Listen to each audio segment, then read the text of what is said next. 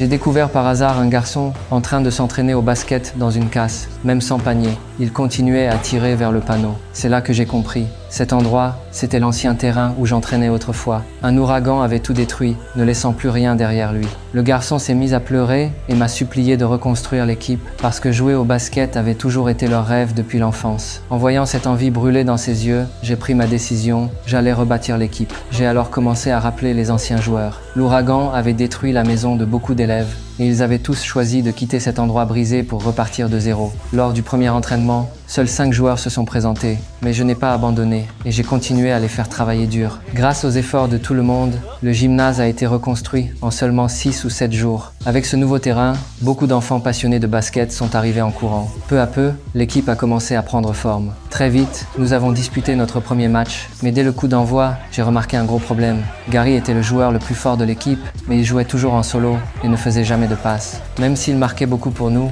j'ai compris que cette façon de jouer finirait par le détruire. J'ai donc demandé un temps mort immédiatement et je l'ai envoyé sur le banc. Gary l'a très mal pris, mais je suis resté ferme. Au final, l'équipe a gagné grâce à un vrai jeu collectif. Malgré ça, je les ai quand même gardés pour un entraînement supplémentaire parce que ce match avait révélé les faiblesses de chacun, surtout Coleman, qui ratait tir sur tir. Je lui ai alors demandé de shooter devant tout le monde. S'il marquait, tout le monde pourrait rentrer. À cet instant, Coleman ressentait une pression énorme. Encouragé par ses coéquipiers, il a pris son tir. Heureusement, le ballon a traversé le filet en plein centre. Tout le monde a enfin poussé un soupir de soulagement. Ce moment a resserré les liens de l'équipe et c'était exactement ce que je voulais. Peu de temps après, nous sommes retournés sur le terrain. Cette fois, nous affrontions l'équipe la plus mal classée du championnat. On pensait que ce serait une victoire facile. Mais Gary a encore refusé de passer le ballon et à cause de ses erreurs, nous avons perdu le match. Après ça, les joueurs se sont violemment disputés. Pour corriger une bonne fois pour toute la mauvaise habitude de Gary, j'ai volontairement organisé un exercice où il devait affronter seuls 5 défenseurs. Au début,